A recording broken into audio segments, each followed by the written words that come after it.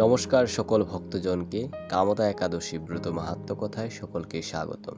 আসছে 29শে মার্চ রবিবার শ্রী শ্রী কামদা একাদশী ব্রত উপবাস। আপনারা সকলে নিষ্ঠা সহকারে একাদশী ব্রত পালন করুন। তাহলে চলুন শুরু করা যাক কামদা একাদশীর মাহাত্ম্য কথা। চৈত্র মাসের শুক্লপক্ষের কামদা একাদশী ব্রত মাহাত্ম্য।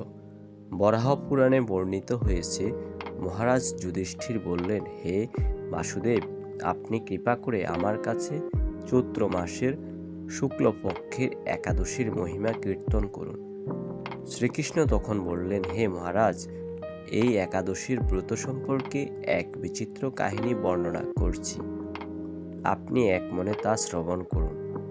পূর্বে মহর্ষি বশিষ্ঠ মহারাজ দিলীপের কৌতূহল নিবারণের জন্য এই ব্রতকথা কীর্তন করেছিলেন।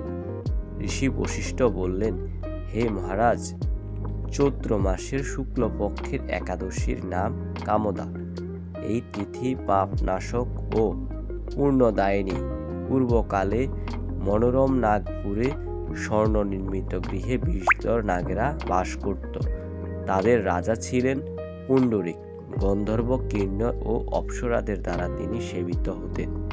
সেই পুরী মধ্যে অপ্সরা শ্রেষ্ঠ ললিতা ও ললিত নামে গন্ধর্ব স্বামী স্ত্রী রূপে ঐশ্বর্যপূর্ণ এক গৃহে পরম সুখে জীবনযাপন করতেন।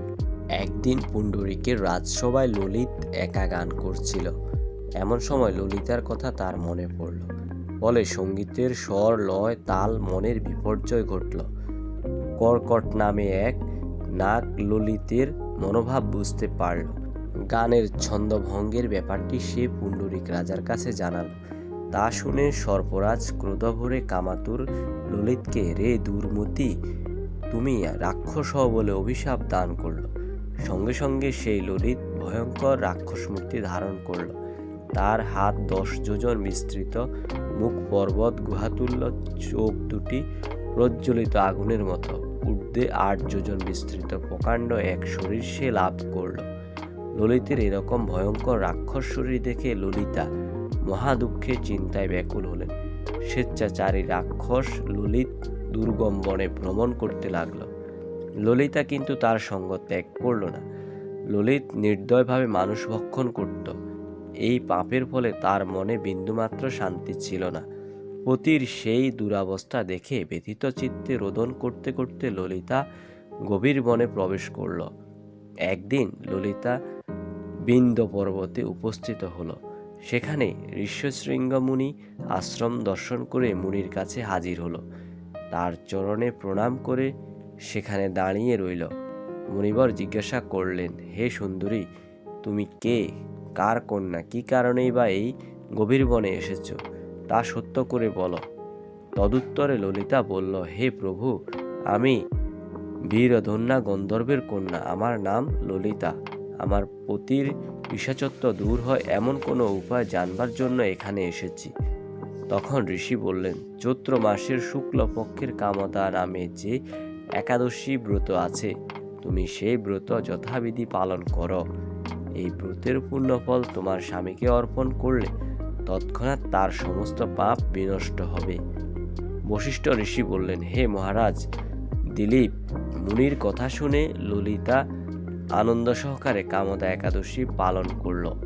তারপর ব্রাহ্মণ ও বাসুদেবের সামনে পতির উদ্ধারের জন্য আমি যে কামদা একাদশীর ব্রত পালন করেছি তার সমস্ত ফল আমার পতির উদ্দেশ্যে অর্পণ করলাম।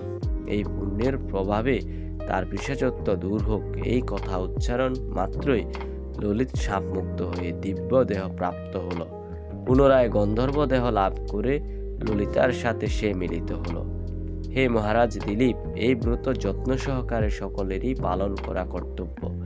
এই ব্রত ব্রহ্মহত্যা, পাপ বিনাশক এবং পিশাচত্ব মোচনকারী। এই ব্রত কথা শ্রদ্ধাপূর্বক পাঠ ও শ্রবণে বা জপেয় যজ্ঞের ফল লাভ হয়। তাই সকল ভক্তবৃন্দের কাছে করজোড়ে অনুরোধ, আপনারা সকলে একাদশী ব্রত পালন করবেন। হরে কৃষ্ণ। হরে কৃষ্ণ। সকল প্রিয় ভক্তকে বিনীত অনুরোধ, আমাদের এই চ্যানেলটি নতুন, আপনারা সকলে সাপোর্ট করুন এবং নতুন নতুন ধর্মীয় ভিডিও দেখতে আমাদের চ্যানেলটি সাবস্ক্রাইব করে সাথে থাকুন। আমাদের আজকের ভিডিওটি কেমন হয়েছে কমেন্টে জানাবেন। হরে কৃষ্ণ।